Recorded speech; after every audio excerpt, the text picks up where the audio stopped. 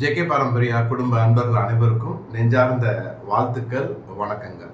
So இன்னைக்கு நம்ம பார்க்குற முக்கியமான டாபிக் என்னன்னு பார்த்தா மாதவிடாய் மற்றும் கர்ப்பப்பை சார்ந்த ஒரு பதிவு.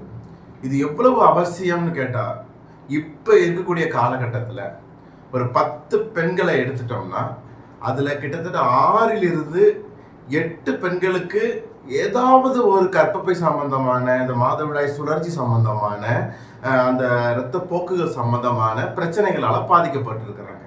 அப்போ இந்த சிச்சுவேஷன், இது போன்ற ஒரு நிலைமை தொடர்ந்து நீடிச்சிட்டு இருந்துச்சுன்னா ஃபியூச்சரில், எதிர்காலத்தில் சாதாரண ஒரு பீரியட் வர்றதுக்கு இயல்பாக நடக்கின்ற, எப்படி நம்மளுடைய முன்னோர்கள் காலத்தில் ஒரு சுகப்பிரசவங்கிறது இயல்பாக நடந்துட்டு இருந்தது, இப்போ ஒரு குழந்தைய பெத்தெடுக்கிறதுங்கிறதே 10 மாதம் ஏகப்பட்ட மாத்திரை மருந்து சாப்பிட்டு பெட்டில் உட்கார்ந்து அசையாமல் கொல்லாமல் வைத்து அறுத்து எடுக்கிற அளவுக்கு மாறிடுச்சோ, அதே மாதிரி மாதம் இயல்பாக வருகின்ற ஒரு மாதவிடாயே ஒரு எண்ணற்ற மாத்திரைகளை விழுங்கி உடம்பு கஷ்டப்பட்டு ரணப்பட்டு ஏண்டா பெண்ணா பிறந்தோன்ற அளவுக்கு உடலை வருத்துகின்ற அளவுக்கு வாழ்வியல்ல கவனம் செலுத்தாததுனால, ஆரோக்கியமான உணவுகளை எடுக்காததுனால இப்ப இருக்கக்கூடிய அந்த பெண் பிள்ளைகளாக இருக்கட்டும், தாய்மார்களுக்கு நிறைய பாதிப்புகள் வந்துட்டு இருக்கு.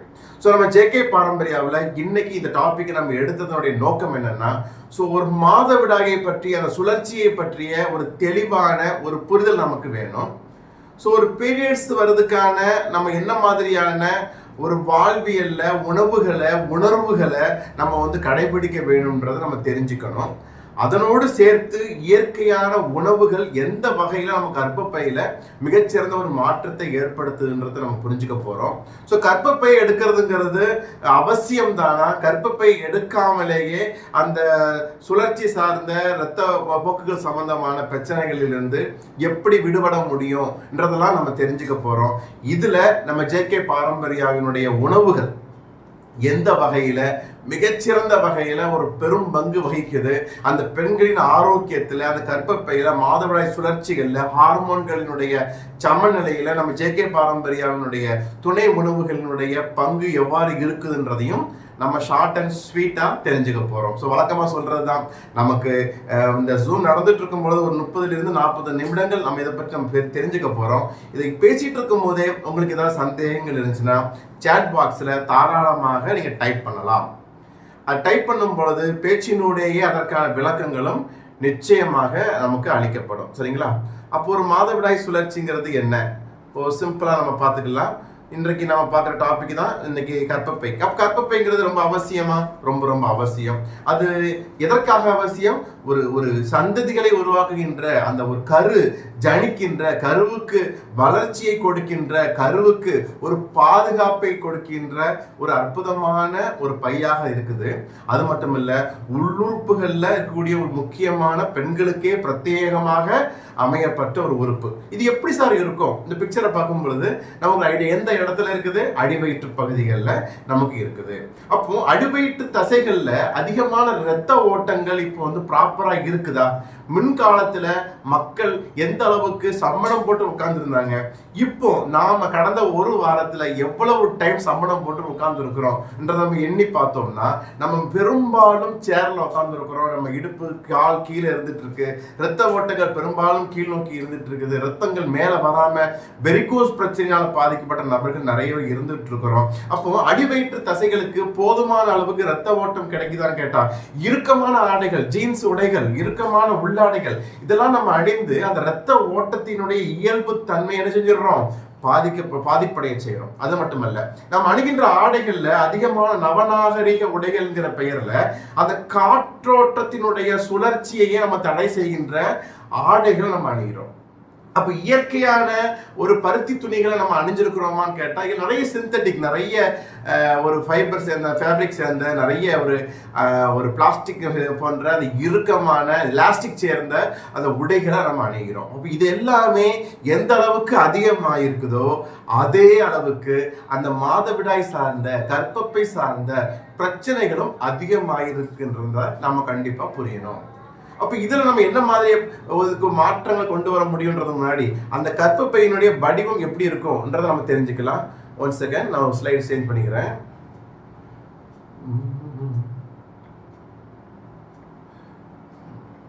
கதிரவன் நீங்க கொஞ்சம் கண்டினியூ பண்ணுங்க, நான் அந்த ஸ்லைடு வந்து ஸ்ட்ரக் ஆகுது என்னன்றதை நான் கரெக்ட் பண்ணிக்கிறேன்.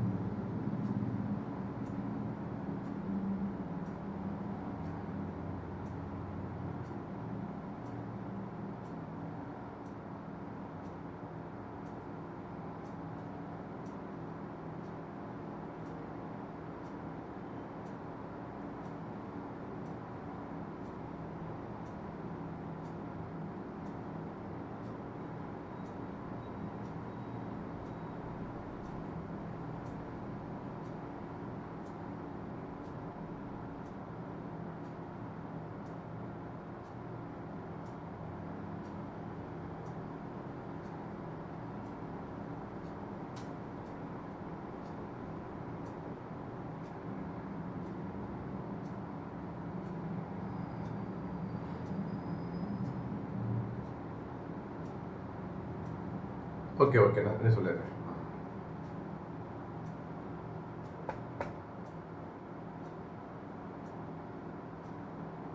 ஓகே, நீ கண்டினியூ பண்ணுங்க சார் கதிரவன். 1 செகண்ட், ஒரு 2 செகண்ட்.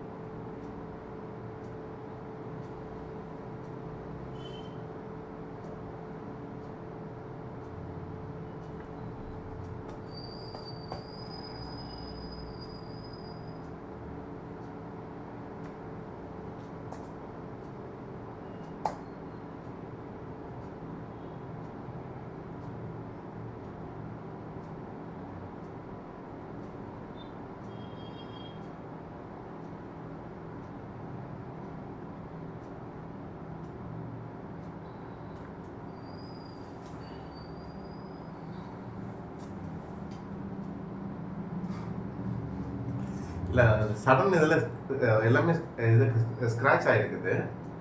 ஸோ ஓகே, பிரச்சனை இல்லை. நீங்கள் இல்லைன்னா கன்வெர்ட் பண்ணிக்கிறேன். சைனஸ் கோல்டு ப்ரொடக்ஷன் பேக்கப் ஃபைல் பார்த்தேன். ஓகே, நான் கன்வெர்ட் பண்ணுறேன். சரி, ஓகே ஃபைன், நம்ம ஸ்டார்ட் பண்ணலாமா? ஓகே, நம்ம என்ன பார்த்துட்டு இருக்கோம், கர்ப்பப்பைங்கிறது அடி வயிற்று உள்ள இருக்கக்கூடிய ஒரு பகுதின்னு பார்த்தோம். அப்போ அந்த இடங்கள் ரத்த ஓட்டங்கள் எந்த அளவுக்கு அதிகமாக இருக்குமோ அந்த அளவுக்கு அந்த கர்ப்பப்பை எப்படி இருக்கும், நல்ல பலமாக இருக்கும், ஆரோக்கியமாக இருக்குன்றத பார்த்தோம். இப்போ ஒரு சிம்பிளா நம்ம சுற்றி உள்ள நம்ம குழந்தைகளுக்கா இருக்கலாம், மனைவிக்கா இருக்கலாம், அந்த மாதவிடாயில பிரச்சனை இருக்குது, இல்லை சரியா வர்றதில்லை, இல்லை அதிகமான ஃப்ளோ இருக்குதுன்ற மாதிரியான கம்ப்ளைண்ட்ஸ் இருந்துச்சுன்னா ஜஸ்ட் செக் பண்ணி பாருங்க, ப்ராப்பரா தூங்குறாங்களா என்றதை ஃபர்ஸ்ட் பார்க்கணும். ப்ராப்பராக அவங்க தூங்குறாங்களான்னு பார்த்தா அதுலேயே பாதி பேர் ஃபெயில் ஆயிடுவாங்க. சரிங்களா? ஓகே, இல்லை சார் நல்லா தூங்க தான் செய்கிறாங்க. அப்போ உண்ணுகின்ற உணவு எப்படி இருக்கு, காலை உணவை ஆரோக்கியமான உணவாக எடுத்துக்கிறாங்களா? இப்போ கதிரவன் சொல்லியிருந்தாங்க, சர்க்கரை வியாதிக்கு சொல்லியிருந்தாங்க என்னது, புரோட்டீன், கார்போஹைட்ரேட், இந்த மாதிரி புரத உணவுகள், இந்த கொழுப்பு உணவுகள்லாம் சரிவிகிதமான அளவுகள் நம்ம எடுக்கும் பொழுது உடம்பு ஆரோக்கியமாக இருக்குன்றதை பார்த்தோம். அப்போ சர்க்கரை வியாதிக்கும் இந்த கர்ப்பப்பைக்கும் நிறைய தொடர்பு இருக்கு. கவனிச்சு பார்த்தீங்கன்னா அந்த மாதவிடாய்க்கு கொடுக்கின்ற ஆங்கில மருந்துகள் சுகருக்குள்ள மாத்திரையை கொடுப்பாங்க. காரணம் என்னன்னா அந்த நீர்க்கட்டிகள்லாம் ஏற்படுவதற்கு முக்கியமான காரணம் உண்ணுகின்ற உணவுகள்ல அதிகமான மாவு சத்துக்கள், எளிதில் கரையக்கூடிய மாவு சத்து. அப்படின்னா என்ன சார்? பாலிஷ் பண்ண அரிசி இருக்கு பாருங்க, வெள்ளையா இட்லி சாப்பிடணும், வெள்ளையா எனக்கு தோசை சாப்பிடணும், எல்லாம் சாஃப்டா இடியாப்பம் இருக்கணும் என்ற மாதிரி எனக்கு சோறு அப்படி மல்லிகைப்பூ மாதிரி எனக்கு சோறு வேணும் இப்படி ஆசைப்பட்டு இந்த பாலிஷ் பண்ண அரிசிகளை தொடர்ந்து சாப்பிட என்ன ஆகுதுன்னு பார்த்தீங்கன்னா உடம்புல அதிகமாக அந்த குளுக்கோஸ்ங்கிறது உற்பத்தி ஆகி அந்த குளுக்கோஸுக்கு தேவையான இன்சுலின் செக்ரேட் ஆகாம போகும் பொழுது கர்ப்பப்பைகள்ல சின்ன சின்ன கட்டிகள், நார்க்கட்டிகள், சதைக்கட்டிகள், நீர்க்கட்டிகள் போன்ற பிரச்சனைகள் ஏற்படுது. அப்போ இது போன்ற அனைத்திற்குமே அடிப்படை ஆதாரமாக நம்ம உணவு இருக்குதுன்றதுனால நம்ம வீட்டில் இருக்கக்கூடிய பெண்கள் உண்ணுகின்ற உறக்கம் எவ்வளவு முக்கியமோ அதே அளவிற்கு உண்ணுகின்ற உணவும் முக்கியம்ன்றதை புரிய வைக்கணும். நிறைய பெண் பிள்ளைகள் எடுத்துக்கிட்டாச்சுன்னா காலை உணவு சாப்பிட்றதே இல்லை. என்ன சொல்றாங்கன்னு பாத்தீங்கன்னா, சார் சாப்பிட்டா உடம்பு குண்டாயிரும், நான் ஸ்லிம் அண்ட் ஃபிட்டா இருக்கணும்னு ஆசைப்படுறேன், என்னுடைய உடல் பருமன் ஆயிடக்கூடாதுன்றதுக்காக காலை உணவை நான் ஸ்கிப் பண்றேன்னு நிறைய கல்லூரி செல்லுகின்ற பெண்கள் சொல்லிட்டு இருக்கிறாங்க.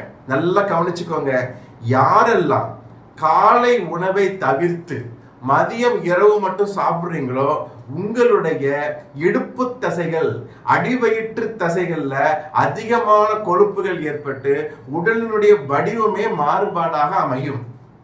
நிறைய பெண்களை பார்த்தீங்கன்னா உடம்பு மெலிவா இருக்கும், இடுப்பு அதிகமான சதைப்பற்றோடு இருக்கும். இதுக்கும் அடிப்படை காரணம் என்ன? காலையில் உண்ணுகின்ற உணவை தவிர்ப்பதும், காலையில் உண்ணுகின்ற உணவுல ரீஃபைண்ட் செய்யப்பட்ட எளிதில் கரையக்கூடிய சிம்பிள் கார்போஹைட்ரேட் சொல்ற அந்த ருசியான சாஃப்டான சத்துக்களற்ற அந்த உணவை உண்ணுவதுதான். அப்ப இந்த ஜேகே பாரம்பரியாவில் நம்ம முக்கியமாக பெண்களுக்குனே பிரத்யேகமாக நம்ம சிறுதானிய நெய் லட்டுகள்ல எள் லட்டு, கருப்பு உளுந்து லட்டுகள்லாம் எதுக்காக சாப்பிடணும்னு சொல்றோம்னா அதில் இருக்கக்கூடிய எண்ணற்ற நார்ச்சத்துக்கள், எண்ணற்ற அந்த கால்சியம், பாஸ்பரஸ் போன்ற அந்த உடலுக்குடைய ஆற்றலையும் ஹார்மோன்களையும் பேலன்ஸ் செய்கின்ற சத்துக்கள் நிறைஞ்சி இருக்கிறதுனால அதை உண்ணுகின்ற பெண்களுக்கு அந்த உண்ணுகின்ற அந்த தினத்தில் இருந்து அன்றைக்கு முழுவதுக்கும் தேவையான ஒரு ஆற்றல் கிடைக்கிறது. அப்போ பெண்கள் உறக்கம் ரொம்ப அவசியம், அதே மாதிரி உண்ணுகின்ற உணவு ரொம்ப அவசியம்ன்றத நாம தெரிஞ்சுக்கணும். இரண்டாவது முக்கியமான நிறைய பேர் பண்ணுகின்ற தவறு என்னன்னு பாத்தீங்கன்னா, கோயில்ல ஃபங்க்ஷன் இருக்கு சரிங்களா, ஐயனுக்கு பீரியட் வரக்கூடிய டேட் இருக்கு, அப்போ நான் ஒரு 4 நாளைக்கு மாத்திரையை போட்டு அதை தள்ளி போட்டுட்டேன்னா ஃபங்க்ஷனையும் அட்டன் பண்ணிடலாம், ஃபங்க்ஷன் முடிஞ்சதுக்கு அப்புறம் பீரியட் ஆயிடும் நினைக்கிறாங்க.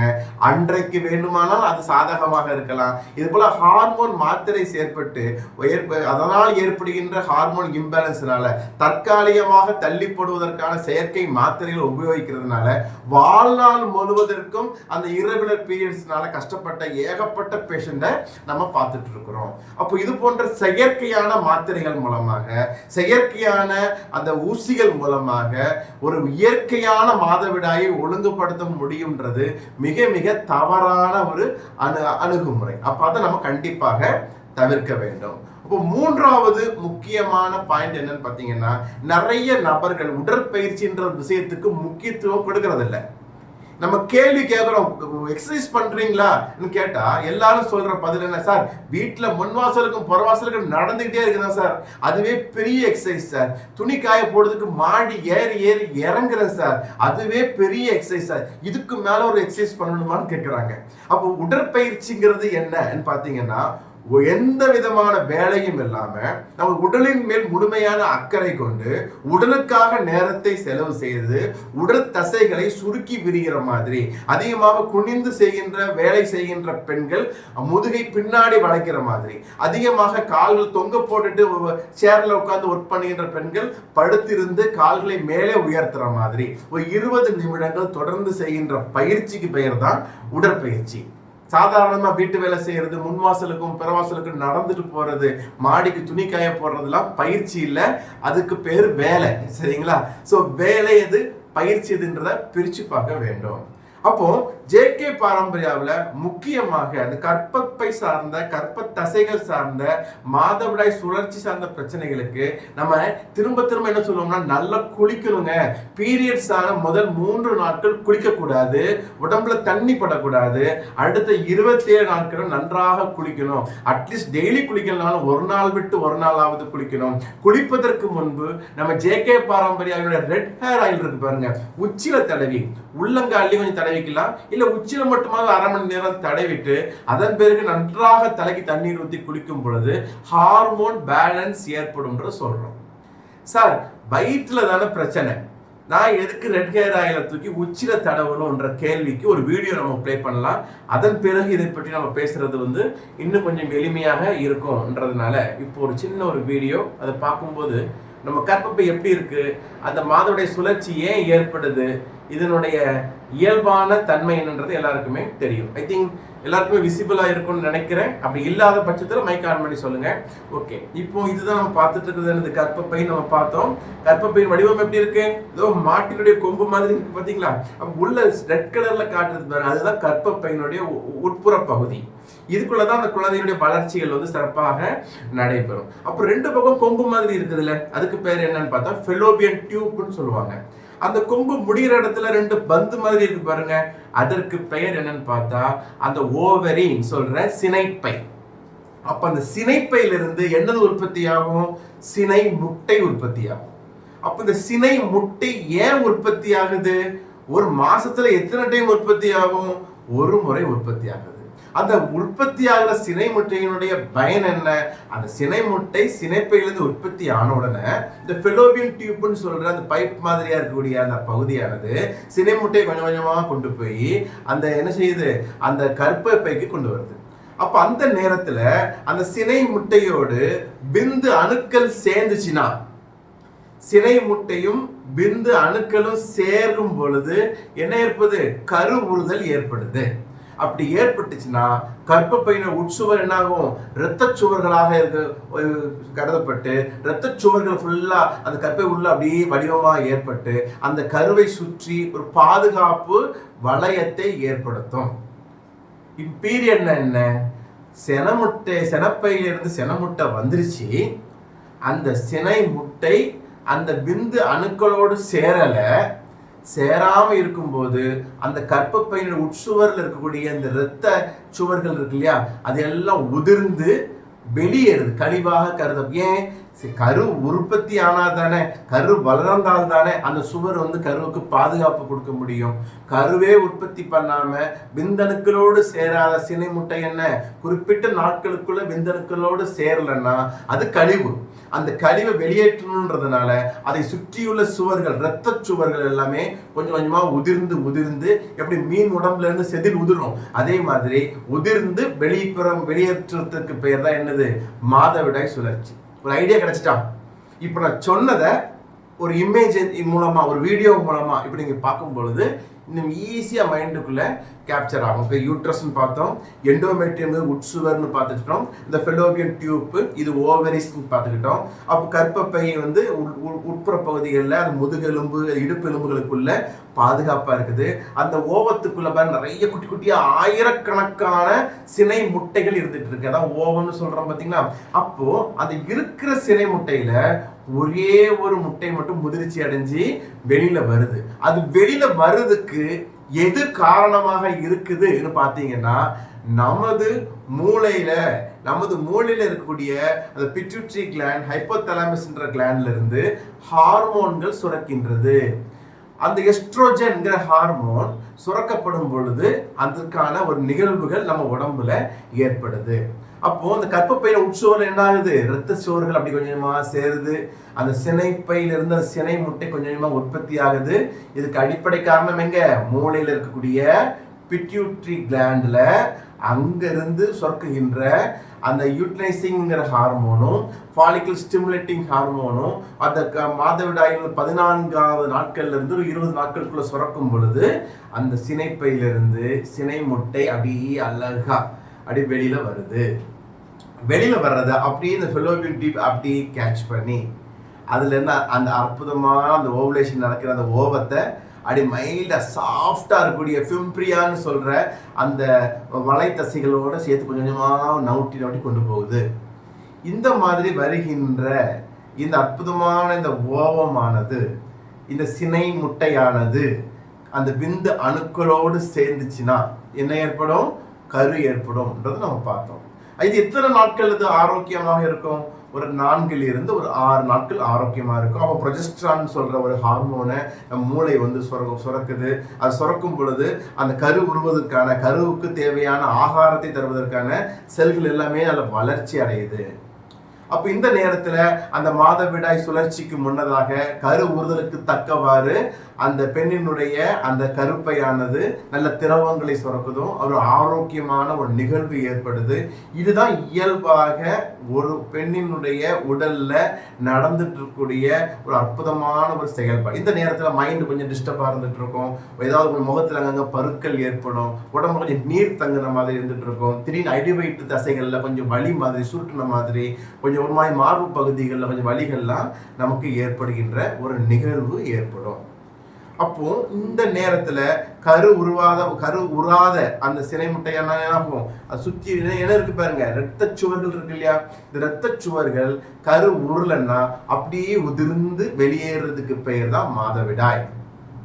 இந்த நேரத்துல நம்ம குளிச்சிட்டோம்னா உடம்புல சூடு தணிஞ்சிட்டுனா வெளியேற்றத்தில் நிறைய பாதிப்புகள் ஏற்பட்டு அதனால கூட நிறைய ஹார்மோன் இம்பேலன்ஸ் ஏற்படுவதற்கான வாய்ப்புகள் இருக்குது. ஒரு ஐடியா கிடைச்சிருச்சா? அப்போ இதுதான் சிம்பிளான ஒரு பிக்சர். இந்த வீடியோ பார்க்கும் பொழுது இயல்பா எவ்வளவு அற்புதமான ஒரு செயல்பாடு ஒரு பெண்ணினுடைய உடல்ல நடந்துட்டு இருக்குது. அப்போ இந்த தாயின் கருவறையில இருந்து தான் நம்ம வெளியில வந்திருக்கிறோம். அப்ப அந்த கருவுறுதல்ங்கிறது ரொம்ப கஷ்டமாட்டு நம்முடைய முன்னோர்களுக்கு இருந்ததில்லை.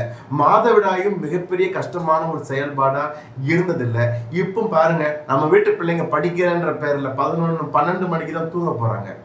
படிக்கிறனால செல்லுல நோன்றன்ற பேர்ல 1 மணிக்கு தான் படுக்கிறாங்க. அப்போ தூங்கக்கூடிய நேரத்துல அதிகமாக முழிச்சிருக்கும் போது என்ன ஏற்படுது? அதிகமான உஷ்ணங்கள் உடம்புல ஏற்படுது, தலைக்கு போகுது. தலையில இருக்கக்கூடிய ஹார்மோன், அங்குள்ள ஹார்மோன் சுரந்தால் தானே அந்த பிட்யூட்டரி ஹார்மோன், எல்ஹெச்ங்கிற லூட்டேசிங் ஹார்மோன், ஃபாலிகுலர் ஸ்டிமுலேட்டிங் ஹார்மோன்லாம் செக்ரெட் ஆகும் பொழுது தானே அந்த சினை முட்டை வெளியில வருது. அப்போ தலை அதிகமான உஷ்ணத்துல அதிகமான வறட்சியோடு பித்தம் அதிகமாக இருக்கும் பொழுது அந்த ஹார்மோன் இம்பேலன்ஸ் ஏற்படுது, தைராய்டு போன்ற பிரச்சனைகள் நமக்கு ஏற்படுது. அப்போ சரியான உறக்கம் ரொம்ப அவசியம். அப்போ இந்த ஹார்மோன்களை பேலன்ஸ் பண்றதுக்கு நான் தலையினுடைய உஷ்ணம், அந்த பித்தம் தணிக்கப்பட வேண்டும். பித்தத்தை தணிக்கின்ற அற்புதமான மூலிகைகள் சேர்ந்த இளநரையையும் மாற்றுகின்ற கூந்தலின் வளர்ச்சியையும் தூண்டுகின்ற அற்புதமான மூலிகைகளின் சேர்மானமாக நம்ம ஜேகே பாரம்பரியாவுடைய ரெட் ஹேர் ஆயில் இருக்கிறதுனால நம்ம ஜேகே பாரம்பரிய ரெட் ஹேர் ஆயில டெய்லி உச்சில நன்றாக ஒரு 10 நிமிடங்கள் நன்றாக தேய்த்து ஒரு 1/4 மணி நேரமோ 1/2 மணி நேரமோ கழித்து குளிக்கும் பொழுது உடம்பின் உஷ்ணம் தணிக்கப்படுகிறது, ஹார்மோன்கள் பேலன்ஸ் ஆகுது. ஸோ மாதவிடாய்க்கான ஒரு அடிப்படை விஷயத்தை நம்ம சரி பண்ணுவதற்கான வாய்ப்பினை நம்ம ஜேகே பாரம்பரியாவின் ரெட் ஹேர் ஆயில் கொடுக்குது. அண்டர்ஸ்டாண்ட் புரிஞ்சுக்கிட்டா? அடுத்த பாயிண்ட், இந்த ஹார்மோன் சரியான நேரத்துல சரியா சுரக்கணும்னா உடம்பினுடைய இரத்தத்தினுடைய அமிலத்தன்மை பேலன்ஸ் ஆகணும்.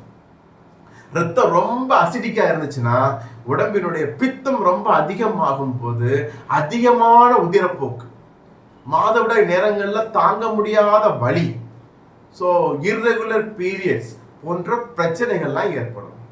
அப்போ ஒரு பெண்ணுக்கு ஒரு ஹார்மோன் பேலன்ஸ் ஆகிறதுக்கு அடிப்படையாக உறக்கம் எவ்வளவு முக்கியமோ அதை விட ரொம்ப ரொம்ப முக்கியமானது இரத்தத்தினுடைய அமிலக்கார சமநிலை. இது எதனால பெரும்பாலும் பாதிக்கப்படுது பார்த்தீங்கன்னா 2 விஷயத்தினால. ஒன்று, டீ காஃபி அதிகமாக குடிக்கிறதுனாலையும், 2வது இந்த பேக்கரியில் இருக்கக்கூடிய அதிகமான ஸ்வீட், முட்டாய், சாக்லேட் போன்ற செயற்கையான அந்த சீனியை விட, வெள்ளை சீனியை விட அதிகமான பாதிப்புகளை தருகின்ற சுகரி சிரப் சேர்ந்த இந்த போன்ற சாக்லேட் வகைகளை பெண்கள் அதிகமாக சாப்பிடும் பொழுது உடம்பினுடைய அமிலக்கார சமநிலை பாதிக்கப்படுது. அப்போது டீ காஃபிங்கிற விஷயத்தை கண்டிப்பா தவிர்க்கணும். அதற்கு மிகச்சிறந்த ஒரு மாற்றாக சுவையான, ஆரோக்கியமான, நமது முன்னோர்கள் பயன்படுத்திய ஒரு ஆரோக்கிய பானத்தை நமது குழந்தைகளுக்கு கொடுக்கணுன்றதுனால தான் நம்ம ஜேகே பாரம்பரியாவில் அந்த கேஃபினோ நம்ம அறிமுகப்படுத்திருக்கிறோம். அப்போ கேஃபினோவினுடைய சிறப்பு தன்மை என்ன? அதுல கொத்தமல்லி முக்கியமா சேர்ந்திருக்குது, அதுல உள்ள முளைகட்டிய கோதுமைகள் சேர்ந்திருக்குது. கர்ப்பப்பைக்கு மட்டுமல்ல, உடம்பினுடைய தைராய்டை பேலன்ஸ் பண்ணுகின்ற மூலிகைகள் சேர்ந்த டீயை போன்று கொதிக்க வைத்து பயன்படுத்துகின்ற அற்புதமான ஒரு சுவையான ஒரு பானமாக பாலோடு சேர்த்தோ இல்லைன்னா தனிப்பட்ட முறையில தண்ணீரிலோ கொதிக்க வைக்கின்ற ஒரு பானமாக இந்த கேஃபினோ இருக்கிறதுனால மிகச்சிறந்த வகையில காலையில டீ காஃபில ஒரு டே ஆரம்பிக்கிறதுக்கு முன்பு நம்ம கேஃபினோ மூலமாக ஆரம்பிக்கும் பொழுது மிகச்சிறந்த ஒரு மாற்றம் ஏற்படும். சுலோச்சனா மேடம், உங்களுடைய மைக்கை ஆஃப் பண்ணுங்கன்னு சொல்றதுக்கு முன்னாடி ஆஃப் பண்ணிட்டீங்க, வாழ்த்துக்கள். சரிங்களா? அப்போ டீ காஃபிக்கு மாற்றாக நம்ம கேஃபினோ அறிமுகப்படுத்திருக்கிறோம். சாக்லேட்டுக்கு மாற்றாக என்ன சார் அறிமுகப்படுத்திருக்கிறீங்க? அதுக்கு தான் முளைகட்டிய மிகச்சிறந்த கருப்பு உளுந்து நெய் லட்டு நம்ம ஜேகே பாரம்பரியம் இருக்கு. தில்கோலான்னு சொல்ற எள்ளினால் செய்யப்பட்ட லட்டுகள் இருக்குது. இந்த எள்ளு உளுந்து இது எல்லாமே பெண்களின் உடலுக்கு கண்டிப்பாக அவ்வப்பொழுது தேவையான அளவுக்கு கொடுத்துட்டு வரும் பொழுது உடம்பினுடைய அந்த எலும்புகளினுடைய இரத்தத்தினுடைய தன்மைகள் சிறப்பான வகையில பேணப்படுவதன் காரணத்தினால அந்த மாதவிடாய் நேரங்கள் அதிகமான வலிகள் இன்றி இந்த சாக்லேட்ல அதிகமா சாப்பிட்டு அதனால ஏற்படுகிற பிரச்சனைகளுக்கும் மிகச்சிறந்த ஒரு மாற்றாக இருக்கிறது என்னது? நம்மளுடைய எனர்ஜி பால்ஸ். ஸோ டீ காஃபிக்கு மாற்றாக கேஃபினோ இருக்குது, நம்மளோட சாக்லேட்டுக்கு மாற்றாக எனர்ஜி பால்ஸ் இருந்துட்டு இருக்குது. ஸோ உண்ணுகின்ற உணவுகள் எப்படி இருக்கு? அடுத்த கொஸ்டினுக்கு வருவோம். பெரும்பாலும் எந்த பெண்களுக்கெல்லாம் மாதவிடாயா இருக்கட்டும் இல்ல குழந்தை பேரின்மையாக இருக்கட்டும், இது போன்ற கர்ப்பப்பை சார்ந்த எந்த பிரச்சனைகளாக இருந்தாலும் அவங்க சாப்பிட்ற உணவுல ஃபாஸ்ட் ஃபுட் அதிகமாக இருக்கும். ஃபாஸ்ட் ஃபுட்னா என்ன சார்? வெளியில வாங்கி சைனீஸ் ஃபுட் தான் ஃபாஸ்ட் ஃபுட்டா? இல்ல, நீங்க தோசை மாவு கடையில இருந்து வாங்கி அப்படி சுட்டு சாப்பிட்டாலும் அதுக்கு பேர் ஃபாஸ்ட் ஃபுட் தானே. எந்த ஒரு பொருளை டக்கு டக்குன்னு ரெடி பண்றீங்க அதெல்லாம் ஃபாஸ்ட் ஃபுட்டு தான். நம்ம வீட்டில் அரைச்சி ஆகாரத்தை சாப்பிடணும். சாப்பிட்ற ஆகாரம் நார்ச்சத்துக்கள் நிறைந்த பாரம்பரியமான சிறுதானியங்கள் சேர்ந்த உணவாக இருக்குதான்றத நாம கன்ஃபார்ம் பண்ணணும். ஆனால் அது பண்றதில்லை, அப்படியும் இருக்கிறது இல்லை. இதுக்கு காரணம் என்ன? சிறுதானிய உணவுகள் டேஸ்ட் நல்லா இருக்காதுன்றத ஒரு எண்ணத்தை குழந்தைகளுக்கு நாமும் நினைச்சிட்டு இருக்கிறோம், நம்ம குழந்தைகளுக்கு கொடுக்கறது இல்லை. நம்ம ஜேகே பாரம்பரியாவில் நம்ம முக்கியமாக அந்த சிறுதானிய அரிசி மற்றும் கருப்பு உளுந்து சேர்ந்த அந்த உளுந்தங்களி போன்று நம்ம முன்னோர்கள் பயன்படுத்துறாங்க இல்லையா, அந்த களியினுடைய மாறுபட்ட நவீனமான அத்தனை மருத்துவ சத்துக்களை கொண்ட யூட்ரோ பிளஸ் சொல்ற ஒரு மிக்ஸ் நம்ம ஜேகே பாரம்பரியால் எதற்காக நம்ம அறிமுகப்படுத்திருக்கிறோம்னா, இந்த யூட்ரோ பிளஸ் நம்ம களி வடிவத்துல நாட்டு சர்க்கரை சேர்த்தோ கருப்பட்டி சேர்த்தோ நம்ம தொடர்ந்து வாரம் 2 முறை சாப்பிட்டு வரும் பொழுது அதை உண்ணுகின்ற பெண்களுக்கு அடுத்த மாதத்தில் இருந்தே அந்த மாதவிடாயினுடைய மிகச்சிறந்த அந்த ஓட்டமானது அந்த சமநிலையானது பேணப்படுவதை நாம் கண்கூடாக பார்த்துட்டு இருக்கிறோம். அதனோடு சேர்ந்து முக்கியமாக நிறைய பெண்களுக்கு உண்ணுகின்ற உணவுகள் நேரங்கிட்ட நேரத்துல சாப்பிடுறாங்க. முக்கியமா இந்த சென்னையில எல்லாம் 3 மணி பிரியாணி இருக்குதான். 3 மணினா மத்தியான பிரியாணி இல்லை, அதிகாலை 3 மணி சுட சுட பிரியாணி. முக்கியமா ஐடில ஒர்க் பண்றவங்களாம் சாப்பிடுறாங்கன்றது செய்தியா நம்ம பார்த்துட்டு இருக்கிறோம். அப்போ தூங்குற நேரத்துல உள்ளுறுப்புகளுக்கு ஓய்வு கொடுக்க வேண்டிய நேரத்துல சுட சுட மசாலாக்கள் சேர்ந்த பிரியாணி எல்லாம் நம்ம சாப்பிடும் பொழுது அதனால மிகப்பெரிய பாதிப்புகள் அந்த பெண்களுக்கு, அதை உண்ணுகின்ற அனைவருக்குமே ஏற்படுது. அப்போ உறங்க வேண்டிய நேரத்துல உறங்கணும், சாப்பிடக்கூடிய நேரத்துல சாப்பிடணும், பயிற்சிகள் பண்ண வேண்டிய நேரத்துல பயிற்சி பண்ணணும். அப்ப இதெல்லாம் சரியான வகையில் ஆகாரங்கள் சரியா எடுக்காம வேக வேகமா சாப்பிட்டு தவறான உணவுகள் சாப்பிடும் பொழுது வாயு தொந்தரவுகள் ஏற்பட்டு சூதக வாயுன்னு சொல்ற கர்ப்பப்பையினுடைய வாயுக்கள்ல பாதிப்புகள் ஏற்பட்டு அதனாலேயும் மாதவிடாய் தடைப்படுது. நிறைய பெண்களுக்கு சுருட்டி சுருட்டி வலிக்குதுன்ற மாதிரியான பிரச்சனைகள் ஏற்படுது. அந்த சூதக வாயுவினுடைய அந்த தடையை நிவர்த்தி செய்கின்ற, கர்ப்பத்தினுடைய ஓட்டத்தை சிறப்பான சுழற்சியை மேம்படுத்துகின்ற கலர்ச்சி போன்ற நல்மிளகு சேர்ந்த மிகச்சிறந்த ஒரு சேர்மானமாக யூட்ரோ பிளஸ் கேப்சியூல் நம்ம ஜேகே பாரம்பரியாவில் பெண்களுக்கென்றே பிரத்யேகமாக நம்ம அறிமுகப்படுத்திருக்கிறோம். அப்போ இந்த யூட்ரோ பிளஸ் கேப்சூலை காலை மதியம் இரவு 3 வேளை உணவுக்கு பின் 1 எடுத்துட்டு வரும் பொழுது அந்த மாதவிடாய் சுழற்சியில் ஏற்படும் அதிகமான வலியையும் குறைக்கும். சரியான ஃப்ளோ இல்லை சார், எனக்கு ஏதோ ஸ்பாட்டிங்காக தான் இருக்குது, ஏதோ கண்டு மறைகிற மாதிரி தான் சார் இருக்குன்னு சொல்லுகிற பெண்களுக்கு ஒரு சரியான ஒரு இரத்தத்தினுடைய அந்த ஓட்டமானது, இரத்தத்தினுடைய கழிவுகளின் சுழற்சியானது மேம்படுத்தப்படும். ஒரு 3-4 நாட்களுக்கான ஃப்ளோ நிச்சயமாக கிடைக்கும். அதனோடு நிறைய பெண்கள் பார்த்தீங்கன்னா எங்க பார்த்தாலும் டென்ஷனானதான் இருந்துட்டு இருக்கிறாங்க. அப்படிதானே? நிறைய கோபப்படுறது, நிறைய காரங்கள் சாப்பிட்றது, இதன் மூலமாக உடம்பினுடைய டென்ஷன் அதிகமாக அதிகமாக உள்சூடு, கர்ப்பப்பை சூடுகள்லாம் ரொம்ப அதிகமாகுது. அப்போ நம்ம முன்னோர்கள் பெண்களுடைய பெயரிலேயே ஒரு மூலிகையை பயன்படுத்திட்டு வந்திருக்கிறாங்க. எதுக்காக பயன்படுத்திருக்காங்கன்னா, பெண்கள் சார்ந்த அனைத்து பிரச்சனைகளுக்கும் மிக சிறந்த தீர்வாக அந்த மூலிகை செயல்படுதான்.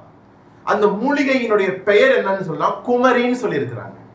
அப்போ குமரின்னு ஒரு மூலிகை என்ன நம்ம பார்த்துருக்கோமா? நாம பார்த்துருக்கிறோம். நிறைய அலங்காரத்துக்கு பியூட்டி பார்லர்ல வெளியில பூசுறதுக்கு எல்லாம் பயன்படுத்துறோம். அதனுடைய பெயர் என்ன? கற்றாழை. கற்றாழைக்கு இன்னொரு பேர் என்ன? குமரி. அலோவேரான்னு சொல்றோம்ல. அப்போ கற்றாழை அந்த ஜெல் உள்ள இருக்கக்கூடிய சோற்று பதத்தில் இருக்கக்கூடிய அந்த ஜெல் இருக்கு பாருங்க, மிகச்சிறந்த வகையில பெண்கள் சார்ந்த, மாதவிடாய் சார்ந்த, வெள்ளைப்படுதல் சார்ந்த அனைத்து பிரச்சனைக்குமே மிகச்சிறந்த ஒரு தீர்வா அது இருக்கிறதுனால அந்த அலோவேராவையே நம்ம ஜேகே பாரம்பரியாவில் அலோவேரா கேப்சூலாக நம்ம அறிமுகப்படுத்தி இருக்கிறோம். 3 வேளை காலை, மதியம், இரவு உணவிற்கு அரை மணி நேரம் முன்போ அல்லது பின்போ சாப்பிடும் பொழுது அந்த சூட்டினால் ஏற்படுகின்ற அந்த அதிகமான மாதவிடாய் போக்காக இருக்கட்டும், இரகுலர் பீரியட்ஸ்ல இருந்தும் மிகச்சிறந்த ஒரு மாற்றம் ஏற்படும். ஓவராலா பார்த்தீங்கன்னா நல்லா குளிக்கணும். குளிக்கிறதுக்கு முன்னாடி நம்ம ரெட் ஹேர் ஆயில் அப்ளை பண்ணிட்டு குளிக்கிறது நல்லது. டீ காஃபி குடிக்க கூடாது. ஜேகே பாரம்பரிய கேஃபினோவை நம்ம குடிக்கணும்.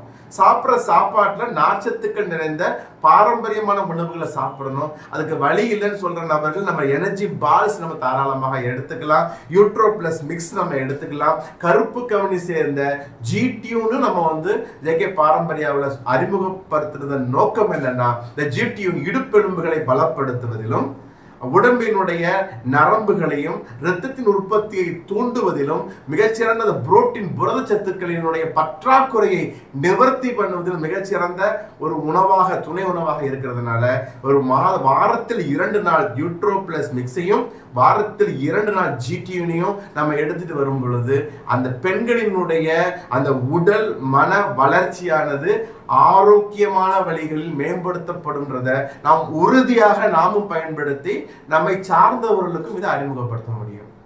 இதனோடு சேர்ந்து வேற என்ன சார் நான் பண்றது? நல்லா இரவு உணவை முடிஞ்ச வரைக்கும் 7:30 மணிக்குள்ள முடிக்க பாருங்க. அளவு எவ்வளவு கம்மியா எடுக்கிறோமோ அவ்வளவு ஆரோக்கியம் நம்ம உடம்புக்கு கிடைக்கும். கம்மியா எடுக்கிற உணவுகள்லையுமே புரத சத்துக்கள், புரோட்டீன் நிறைந்த உணவுகளை சாப்பிடுங்க. அப்ப இட்லி தோசையெல்லாம் குறைச்சிட்டு கொஞ்சம் சுண்டல் அந்த மாதிரியான உணவுகள் எடுக்கலாம். இல்ல அசைவ பிரியர்களாக நீங்க இருந்தீங்கன்னா நல்ல புரத சத்து நிறைந்த, புரோட்டீன் நிறைந்த 1 கிராம் ஒரு முட்டையில 8 கிராம் புரோட்டீன் இருந்துட்டு இருக்கு. அப்போ 2 முட்டை நம்ம வேக வைத்து ஆஃபாயிலா இல்லாம நல்லா வேக வைத்து நல்லா ஆம்லேட் மாதிரி போட்டு அதை நம்ம சாப்பிட்றது மிகச்சிறந்த. சார் முட்டையை சாப்பாட்டு கூட சாப்பிடக்கூடாது, முட்டையே சாப்பாடா சாப்பிட்றது பிரச்சனை இல்லை. முட்டையை சாப்பாடுக்கு சைடிஷை சாப்பிடும் பொழுது இன்னும் நிறைய பிரச்சனைகள் நமக்கு ஏற்படுது. சரிங்களா? அப்போ பயிற்சி ரொம்ப ரொம்ப அவசியம். காலையில பசிக்க மாட்டேங்குன்னு சொல்ற பெண்களும் இரவு உணவை 7:30க்கு முன்னாடி கொஞ்சமா சாப்பிட்டீங்கன்னா உங்களுடைய ஜீரண சக்தி பலப்படும். காலைல எந்திரிச்சோன்னு உடற்பயிற்சி செய்து நன்றாக குளிக்கும் பொழுது உஷ்ணமெல்லாம் தணிஞ்சு அடிவயிற்று தசைகள்ல, வயிற்றினுடைய ஜீரண உறுப்புகள்ல அந்த ஹார்மோன்களின் சுரப்புகள் சிறப்பாக இருக்கும் பொழுது நல்ல பசி உணர்வு ஏற்பட்டு உங்களுக்கு மிகச்சிறந்த ஒரு ஆரோக்கியம் மேம்படும். ஒரு பிக்சர் கிடைச்சிருக்குன்னு நினைக்கிறேன். சரிங்களா? எடுத்த உடனே பீரியடா நான் 25 நாளைக்கு மாத்திரையை போட்டு நிப்பாட்டியாச்சுன்னா அடுத்த 4 நாள்ல எனக்கு பீரியட் ஆயிடும்னு சொல்லிட்டு இருக்கிறீங்கல்ல, அதுக்கு அந்த மாத்திரையில வர்றது பீரியட் கிடையாது, நம்மளுடைய ரத்தம் தான் வரும். பீரியடுங்கிறது என்னன்னா, சினைப்பையிலிருந்து சினை முட்டை வெளியில அந்த சினை முட்டை கருவோடு கலக்காத, விந்தணுக்களோடு சேராத பட்சத்துல, கரு ஊறாத பட்சத்துல சினை முட்டை வெளியேறதுக்காக அந்த எண்டோமெட்ரியம்னு சொல்ற கர்ப்பப்பையின் உட்சுவர் உதிர்ந்து வெளியில வர்றதுக்கு பெயர் தான் பீரியட். நம்ம அது இல்லாம ரத்தத்தை மட்டும் வர வைக்கிறதுக்கு மாத்திரையை மட்டுமே தொடர்ந்து சாப்பிடணும். எப்பமாவது எடுத்துக்கலாம். ஒரு மருத்துவ ரீதியாக ஒரு செயல்பாடு நடக்காமல் இருக்கும் பொழுது ஏதாவது ஒரு டைம்ல அந்த மாத்திரை ஒரு 4 மாதங்களுக்கு ஒரு முறையோ 5 மாதங்களுக்கு ஒரு முறையோ அந்த மாத்திரை கொடுத்து அந்த உட்சுவரை சுத்தப்படுத்தி மீண்டும் மருந்துகள், இயற்கையான மருந்துகள் மூலமாக அதை பலப்படுத்துகின்ற மருத்துவ முறை இருக்குது. அதற்காக அந்த மாத்திரையை மட்டுமே எடுத்து மாதம் சுழற்சியை வர வைக்குதுங்கிறது மேலும் மேலும் அதிகமான நீர்க்கட்டிகளையும், சதை கட்டிகளையும், சதைநார் கட்டிகளையும் ஏற்படுத்தும். அதனோடு சேர்ந்து ப்ராப்பரா பீரியடை நம்ம கரெக்ட் பண்ணாம போயிட்டீங்கன்னா அது சர்க்கரை வியாதி வருவதற்கும் முக்கியமான காரணமாக இருந்துட்டு இருக்கு. உடல் பருமனுக்கும் முக்கியமான காரணமாக இருந்துட்டு இருக்கும். தைராய்டு பிரச்சனையும் நிறைய நினைச்சிட்டு இருக்கிறோம். தைராய்டுல பிரச்சனை இருந்தாதான் பீரியட்ல பிரச்சனை இருக்கும்னு நல்லா புரிஞ்சுக்கோங்க. பீரியட் கரெக்டாகாம போனாலும் என்னாகும், தைராய்டு பிரச்சனைகள் ஏற்படும்.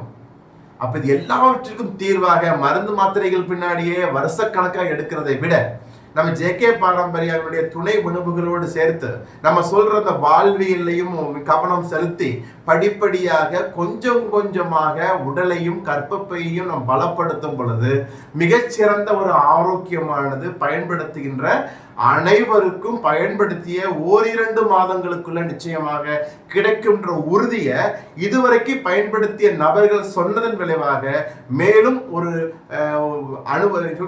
நிரூபிக்கப்பட்ட உண்மையை ஆராய்ச்சி செய்பவர் புத்திசாலி அல்லன்னு ஒரு பழமொழி உண்டு. அது போல பயன்படுத்திய நபர்களுக்கு பயன்படுத்திய 1-2 மாதங்களுக்குள் மிகச்சிறந்த மாற்றத்தை தருகின்ற அற்புதமான பாரம்பரியமான நமது முன்னோர்கள் பயன்படுத்திய தயாரிப்புகளை நாமும் வாங்கி பயன்படுத்துவோம். அதை பயன்படுத்துகின்ற நபர்களுக்கும் இதை நாம் அறிமுகப்படுத்துவோம் என்று சொல்லி இதுவரை பொறுமையாக இந்த மாதவிடாய்ங்கிற ஒரு கற்பப்பை சார்ந்த பிரச்சனைகள் சார்ந்த இந்த பதிவில் பொறுமையாக வீட்டிலிருந்து இந்த விஷயத்தை கற்றுக்கொண்ட உங்கள் அனைவருக்கும் ஜேகே பாரம்பரியா நிறுவனத்தின் சார்பாக நெஞ்சார்ந்த வாழ்த்துக்களையும் வணக்கங்களையும் தெரிவிச்சுக்கிறோம். சேட் பாக்ஸ்ல ஏதாவது கேள்வி வந்திருக்கான்றத பார்த்தாச்சுன்னா கேள்விகள் எதுவும் வந்த மாதிரி இல்லைன்னு நினைக்கிறேன். I think so. ஆமாம், பிசிஓடி பிசிஓஎஸ்ன்னு ஒரு வார்த்தை மட்டும் இருக்குது. பிசிஓடி பிசிஓஎஸ்னா என்ன? பிசிஓடினா பாலிசிஸ்டிக் ஒவேரியன் டிசீஸ். என்ன, சினமுட்டை ப்ராப்பராக வெளியில் வரல, அங்கங்கே அப்படி முட்டி முட்டி இருக்குது. ஒரு வண்டி வேகமாக போயிட்டு நின்றுட்டுனா அதுக்கு பின்னாடி வர்ற வண்டி மேலே மோதிடும், அதுக்கு பின்னாடி வர வண்டி அதுக்கு மேல மோதிடும். அப்படி மோதி எங்க இப்போ சமீபத்தில் கூட ஒரு ஆக்சிடென்ட் நடந்துச்சு, அப்படித்தானே? ஒரு 10 வண்டி மொத்தமா மோதி இருந்துச்சு. அதே மாதிரி ஒரு ப்ராப்பரா அந்த பீரியட் வெளியில வராம சினை முட்டை பாதி வந்து முதிர்ச்சி அடையாத முட்டை அப்படி ஸ்டாக்னட் ஆகி நிற்கும் பொழுது அடுத்த முட்டை அதுக்கு மேல சேர்ந்து திராட்சை கொத்து போன்று அது மாறி அந்த இடங்களில் ஒரு அடைப்பை ஏற்படுத்துறதுக்கு பேரு பிசிஓடி, பாலிசிஸ்டிக். பாலினா என்ன? நிறைய. சிஸ்டிக்னா என்ன? குட்டி குட்டியான அந்த சிஸ்ட் போன்ற அந்த கொழுப்பு கட்டிகள் இருக்கிறது போன்ற ஒரு வடிவம். ஓவரினா என்ன? சினைப்பையில. டினா என்ன? டிசீஸ். அப்போ கொத்து கொத்தாக அந்த சினை முட்டைகள் ஒரு அடைப்பை சினைப்பையில் ஏற்படுத்துகின்ற பிரச்சனைக்கு பிசிஓடின்னு பேரு. சார், பிசிஓஎஸ்னா என்ன? Polycystic ovarian syndrome. டிசீஸ் பிரச்சனை இல்லை. நம்ம சொன்ன இந்த வாழ்வியலை பயன்படுத்தினால ஈஸியா வெளியில வந்துடலாம். அசால்ட்டா பயன்படுத்தாம மாத்திரையை மட்டும் போட்டு ஊசியை மட்டும் போட்டு பீரியட் மட்டுமே வர வச்சுட்டே இருக்கிறவங்க என்ன ஆகும்? அதை சார்ந்த மற்ற பிரச்சனைகள் ஏற்படும். ஒரு வீட்டுல ஒரு கழிவு ஒரு குப்பை இருக்குதுன்னா பிரச்சனை இல்லை, அந்த குப்பையை நவுட்டிட்டு போயிடலாம். அந்த குப்பையை அப்படியே போட்டு வச்சிருந்தோம்னா என்ன ஆகும்? அது ஸ்மெல் எடுக்கும், அது மற்ற சுவாச பிரச்சனைகள் ஏற்படும். அது போல ஒரு இருக்கிற பிரச்சனை கவனிக்காமல் விடும் பொழுது அது மாதவிடாயோடு சேர்ந்து அந்த சர்க்கரை வியாதியில, உடல் பருமன்ல, அந்த தேவையற்ற இடங்கள்ல ரோம வளர்ச்சிகள்ல பாதிப்பை ஏற்படுத்துறதுக்கு பேர் என்ன? PC, polycystic ovarian syndrome. Okay, இது ஒரு கொஸ்டின் சேட் பாக்ஸ்ல வந்திருக்குது. அடுத்தது என்ன? பிஸ்மி ஸ்டாலின் கேட்டிருக்கிறாங்க, during periods how many days of bleeding is normal? 5 to 7 days. 5 to 7 daysங்கிறது வந்து நார்மலான ஒரு ஃப்ளோ. அப்போ அந்த ஃப்ளோ எப்படி சார் இருக்கும்? இப்போ நிறைய பேருக்கு நம்ம பீரியட்ஸ்க்கு நம்ம திருச்செந்தூர்ல கூட தனியா பெண்களுக்கு என்ற யூட்ரோ கிளினிக் நம்ம நடத்திட்டு வரோம். பெண்கள் சார்ந்த மகளிருக்கான பிரச்சனைகளுக்காக மட்டுமான ஒரு நிறுவனம். அப்போ அதுல நிறைய பேர் பெண்களுக்கு நம்ம மருந்துகள் கொடுத்து வாழ்வியலை கொடுத்து துணை உணவுகளை கொடுக்கும் பொழுது அவங்க அடுத்த மாசமே ஃபோன் பண்றாங்க, சார் எனக்கு கொஞ்சம் அதிகமா ப்ளீடிங்கா இருக்கு சார்ன்னு சொல்றாங்க. அதிகமா எப்படி சார் இருக்குன்னு கேட்டா, சார் 2 நாள் கம்மியா தான் பட்டுச்சு சார், இந்த 3-4வது நாள் வந்து எனக்கு ஒரு 2 பேடு நனைகிற அளவுக்கு ஆயிடுச்சு சார். அப்பதான் அவங்களுக்கு சொல்றோம், இதுதான் இயல்பான ஒரு ஃப்ளோ. சரிங்களா? நிறைய பேருக்கு இயல்பான ஃப்ளோவே இல்லாம ஆரம்பத்திலேயே 2 நாள் 3 நாட்களுக்குள்ளே கண்டு மறையும் பொழுது அது ப்ராப்பரான வகையில் இருக்காது. ஸோ சரியான ஒரு ஃப்ளோங்கிறது முதல் நாட்கள் லைட்டா இருக்கும், அதுக்கு கொஞ்சம் கொஞ்சமா ரைஸ் ஆகும். அட்லீஸ்ட் ஒரு 3 நாட்கள் ப்ராப்பரான ஃப்ளோ இருந்தால் கூட போதுமானது. 5 to 7 வரை கூட இருக்கிறது தவறு இல்லை. சரிங்களா? அடுத்தது ஒரு கேள்வி, பீரியட்ஸ் என்பதன் விளக்கத்தை மீண்டும் முதல்ல இருந்தா சரி சொல்லுவோம், அடுத்த ஜூம் மீட்டிங்ல சொல்லுவோம். பீரியட்ஸ் என்ன, ஒரு மாதவிடாய் சுழற்சி. எத்தனை நாட்கள் இருக்கணும், வானத்துல எத்தனை நட்சத்திரங்கள் இருக்கு, 27 நட்சத்திரங்கள் இருக்குல்ல, அது மாதிரி 28 நாட்கள்ல அந்த சுழற்சி இருக்கணும். அப்ப அந்த சுழற்சி எப்படி ஏற்படுது, ஒரு பெண்ணுக்கு ஒரு இந்த மாசத்துல 1ஆம் தேதி பீரியட் ஆச்சுன்னு வச்சுக்கோங்களேன், அந்த ஃப்ளோ வந்து ஒரு 4 நாள் 5 நாள் இருக்குதுன்னு வச்சுக்கோங்க. அந்த பெண்ணினுடைய அந்த பீரியடோட ரத்தப்போக்கினுடைய அளவு 5ஆம் தேதி வரைக்கும். அப்போ அந்த பெண்ணினுடைய கர்ப்பப்பை அதுக்கப்புறம் என்ன ஆகும், சுத்தமாயிடுச்சு இல்ல, அப்ப என்ன ஆகும், அந்த பெண்ணினுடைய சினை பையிலிருந்து சினை முட்டை திரும்பவும் முதிர்ச்சி அடைய ஆரம்பிக்கும். அது முதிர்ச்சி அடைய எடுத்துக்கொள்கின்ற நாட்கள் எத்தனை நாட்கள் ஏற்படும், ஒரு 10 இருந்து ஒரு 14 நாட்கள் ஏற்படும். அப்போ அந்த பெண்ணினுடைய கர்ப்பப்பை அந்த எத்தனை 1ஆம் தேதி பீரியட் ஆயிருக்குன்னு சொல்லும்போது ஒரு 15 நாட்கள் சேர்ந்து அந்த மாசத்துல ஒரு 18ஆம் தேதியிலிருந்து ஒரு 24ஆம் தேதி வரைக்கும் அந்த சினை முட்டை எப்படி இருக்கும், எங்கேயாவது விந்து அணுக்கள் கிடைச்சி கரு உற மாட்டோமா என்ற ஒரு எதிர்பார்ப்போடு இருக்கும். அதுதான் கரு உறுதலுக்கான ஒரு காலம். அப்போ 24 நாள் தாண்டிடுச்சுது, அந்த கரு வந்து உருள, அப்ப என்ன ஆகுது, அது கழிவாக கருதப்பட்டு கொஞ்சம் கொஞ்சமாக வெளியேற துவங்கும். அப்ப அந்த பெண்ணுக்கு ஒரு 28ஆம் தேதி பார்க்கல என்ன ஆகுது, மறு சுழற்சிக்கான நம்ம பார்த்தோம் வீடியோ, அந்த ஒரு மாற்றங்கள் ஏற்படுது. இதற்கு பெயர் தான் மாதவிடாய் சுழற்சி, ஆங்கிலத்தில் பீரியட்னு நம்ம சொல்றோம். How to correct the period cycle more than a year. ஒரு வருடத்திற்கு மேலாக பீரியட் பிரச்சனை இருந்துச்சுன்னா அது பிசிஓடி கிடையாது, பிசிஓஎஸ், உடல் பருமனுக்கு வெயிட் லாஸ்க்கான ஒரு லைஃப் ஸ்டைலை கரெக்ட் பண்ணணும். சர்க்கரை பிரச்சனை இருக்கான்னு செக் பண்ணி பார்த்து அதற்கு கணையத்தை தூண்டுகின்ற செயல்படணும். கொஞ்சம் உணவுகளில் டயட்ல ப்ராப்பராக எடுத்துக்கணும். சிறுதானிய உணவுகளை எடுக்கணும். சுவையான உணவுகளை தவிர்க்கணும். இரவு உறக்கத்தை கரெக்ட் பண்ணணும். நம்ம சொன்ன எல்லா விஷயத்தையும் ப்ராப்பராக நீங்கள் ஃபாலோ பண்ணணும். டக்குன்னு எதிர்பார்க்காம ஒரு 4 மாதங்கள் பொறுமையாக இந்த விஷயத்தை ஃபாலோ பண்ணிட்டு 5ஆவது மாசத்துல இதை ஃபாலோ பண்ணதுல என்ன ரிசல்ட் கிடைக்குதுன்ற ஒரு பொறுமையோடு நீங்கள் இருந்தால் கண்டிப்பாக அதையும் நாம் அணுகுவதற்கு வாய்ப்புகள் உண்டு. When is it possible to conceive with single fallopian tube after ectopic pregnancy? Tube ruptured. Okay, நம்ம பார்த்தோம்ல அந்த சினைப்பையில இருந்து 2 பக்கம் குழாய் போச்சுன்னு பார்த்தோம் பாத்தீங்களா. அந்த 2 பக்கம் குழாய்னா அவங்க சில நேரங்கள்ல ஜனவரி மாசம் ஒரு பெண்ணுக்கு வலது பக்கத்துல இருந்து சினமுட்டை இருந்துச்சுன்னா பிப்ரவரி மாசம் இடது பக்கத்துல இருந்து சினமுட்டை வரலாம். எப்படி, நமக்கு உடம்புல 2 கிட்னி இருக்கு அப்படித்தானே, 2 கிட்னி ஒன்று போல செயல்படுமா, இல்லை ஒரு கிட்னி செயல்படும் போது மற்ற ரெஸ்ட் எடுக்கும், இந்த லெஃப்ட் கிட்னி செயல்படும் போது ரைட் கிட்னி ரெஸ்ட் எடுக்கும். அந்த மாதிரி ஃபெலோபியன் டியூப்ல கூட அந்த சினை முட்டை ஒரே நேரத்தில் 2 பக்கத்துல இருந்து 2 சினை முட்டை வந்து முட்டிட்டு சண்டெல்லாம் போடாது. அப்போ ஒரு பக்கம் ரப்சர் ஆயிடுச்சுது, ஒரு பக்கம் அது பயன்படாம போயிடுச்சுன்னா கூட ஒரு மாதம் விட்டு ஒரு மாதத்திலேயோ 2 மாதத்திற்கு ஒரு முறையாகவோ மற்றொரு பக்கத்தில் இருந்து வருகின்ற அந்த சினை முட்டையின் ஆரோக்கியமான சினை முட்டையாக இருக்கும் பொழுது அதில் இது போன்ற கரு ஏற்பட்டு கரு தரிப்பதற்கான வாய்ப்புகள் உண்டு. சரிங்களா? ஓகே, ஓரளவுக்கு பரவாயில்ல. சாட் பாக்ஸ்லேயே கேள்விகள்லாம் நல்லா வந்ததுனால இந்த செஷன் சிறப்பான வகையில் வந்தது. நம்ம ஆரம்பித்த நேரம் கரெக்டாக முடிக்கக்கூடிய நேரத்துக்கு வந்துட்டோம். ஸோ பொறுமையாக வீட்டிலிருந்து அருமையான கேள்விகளை கேட்டவங்கள் அனைவருக்கும் மீண்டும் ஜேகே பாரம்பரிய நிறுவனத்தின் சார்பாக நெஞ்சார்ந்த வாழ்த்துக்கள், வணக்கங்கள். மீண்டும் இன்னொரு ஆரோக்கியமான ஒரு பதிவுகளோடு நாம் சந்திக்கலாம். அன்புடன் டாக்டர் சுந்தர் பரமாத்தலிங்கம். நன்றி.